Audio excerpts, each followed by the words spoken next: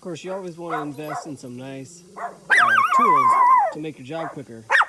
Hey, we're trying to make a video here, buddy. Obviously, you can hear the air coming out of the relief valve, and I'm going to go ahead and empty the water using the drain plug down here.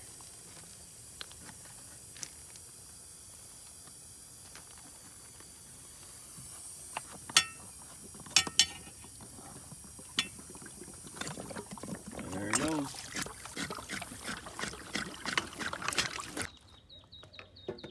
So sometimes it's difficult to actually get these off because they get pretty tight. You can take your flathead screwdriver, get it down in here, and sometimes using that method you can get it to pull out of there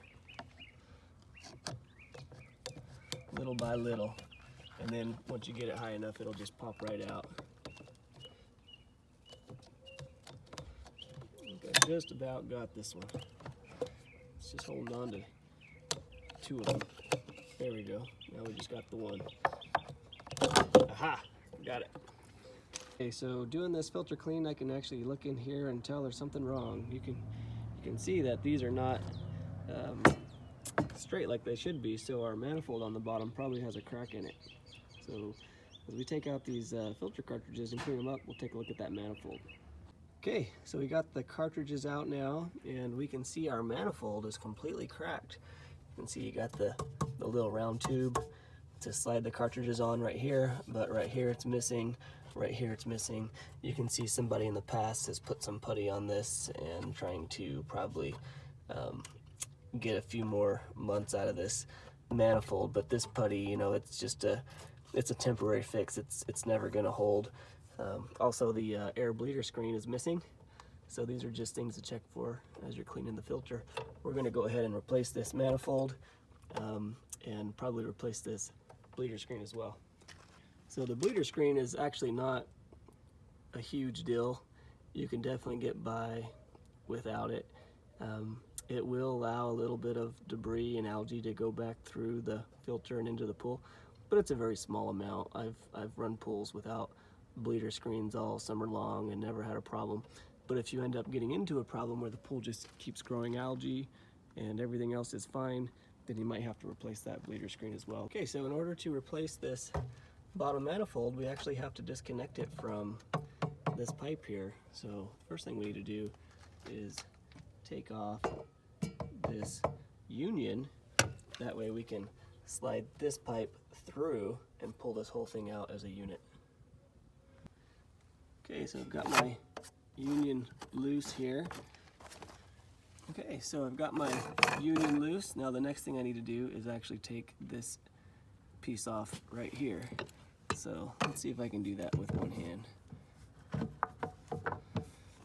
Okay, you can see we're making quite a bit of progress. We've almost got it completely off. Okay, we may be there. I can't quite tell. It feels like we're just spinning and it's not actually coming out anymore. So let's see. Okay, I was able to get it out. You just had to slide this pipe back a little bit, just enough to get this past the ledge. You can see the ledge right there as you slide this pipe back. Then you can move that ledge just back enough to pull that pipe out of there. Okay, so now we need to take our bleeder tube out, and pretty easy, just a small little screw right there.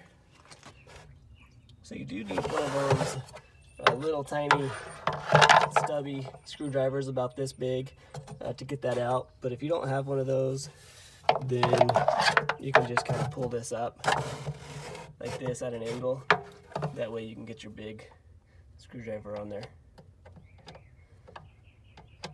Okay, so this one's actually pretty calcified. I've been trying to pull this out here and it doesn't want to give it up. So what I'm actually going to do is turn this way and slide this tube out instead.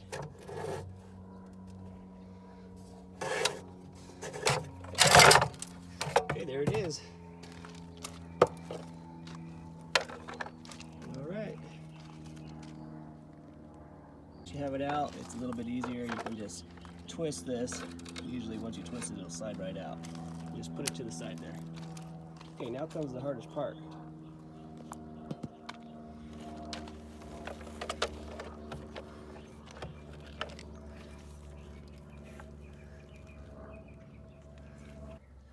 Okay, so what we need to try to do now, you can see the bottom manifold here, and we need to release this downpipe from the manifold. We need to use this downpipe in our new manifold. And this is a really tough task.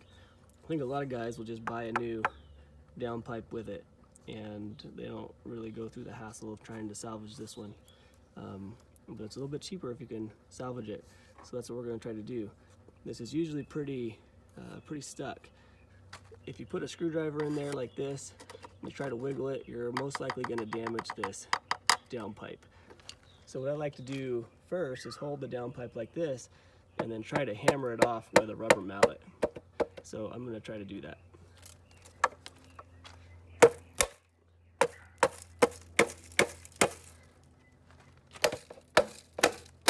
We're not worried about breaking this piece. We're only worried about breaking this. We don't want to break this. Okay, that didn't work too well. So let's see if we can remove the rest of this without destroying our downpipe. Okay, another trick you can do if you have destroyed it like this is, if you can see in here, the downpipe comes right to there, and then there's a little ridge. You can get your screwdriver in there and you can just start twisting it, and sometimes you can get it started that way. And looks like this one is getting started, so hopefully with this we can pull it off. Once you get it started, you can try to twist it with your hands. Still not coming. I'm going to try to get a little more off of it here.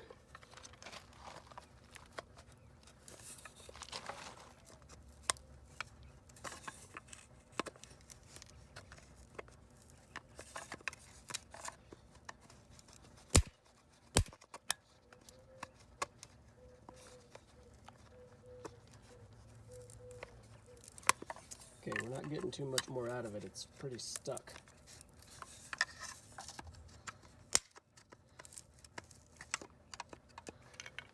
Okay, so what I'm going to do now is I'm going to hold the downpipe in my hand. I'm going to position the screwdriver like this so that it touches on the ledge right there, and then I'm going to hammer it with my mallet.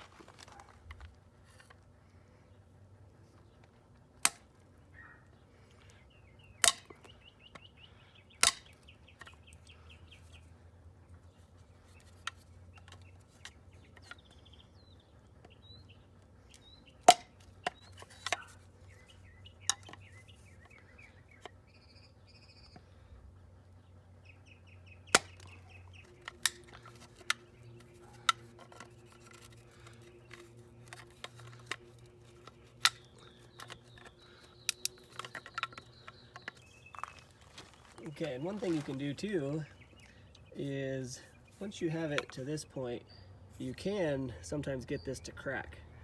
And what you do is you just hold it between your legs and take the screwdriver, and I already did it off camera, it was too hard to do on camera, but just hold it like this, take your screwdriver, make sure your screwdriver is on the piece you want to crack, not on your pipe.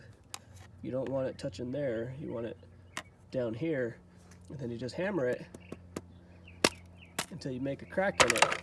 And then once you have a crack, you can pull it off. Now that we have it off, you can see why it was so hard to get off. Look how dirty that is. It's filthy, full of sand and dirt. So we're going to clean this up, lube this O-ring, and go ahead and put this back together.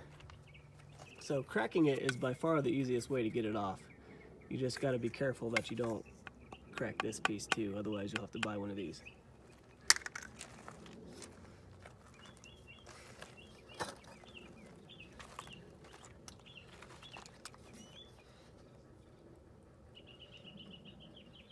Okay, so we have our new unit here, it's going to go in like this.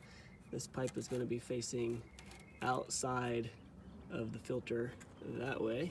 So we're going to go ahead and slide this down in there like that. Make sure it's nice and straight. Looks pretty good. And go ahead and slide it in. Okay, now we're going to put our air bleeder tube back into position. Just slide it all the way down. And then run it up with your screwdriver here, Phillips, until it's nice and tight.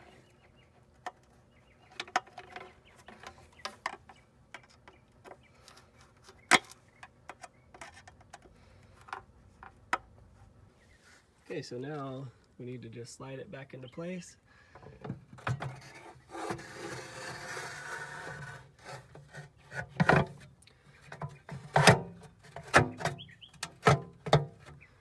Get our bleeder tube. Okay, that one I had to have 2 hands for. Okay, so now we're gonna push this up to the ledge. We want these little points here to be on the shelf, nice and even, all the way around on the shelf, nice and flat. And then we can go ahead and tighten up this collar again. Right there. And sometimes this takes 2 hands. You gotta move this side, and while you're doing it, you gotta hold this pipe with your hand and push it that way so it'll catch those threads as you're threading it through. Okay, so we've got this snugged up pretty tight now. Now we're going to go ahead and put our union back on. Hand tight first, and then we'll do just a tiny little bit with our big pliers. You never want to go too hard on these. If you go too tight, you'll crack them right in the middle. Then they'll leak. Okay, so I've got that snug. Now all I have to do is put a new bleeder screen on it and put the cartridges back in, put it back together, and fire it up.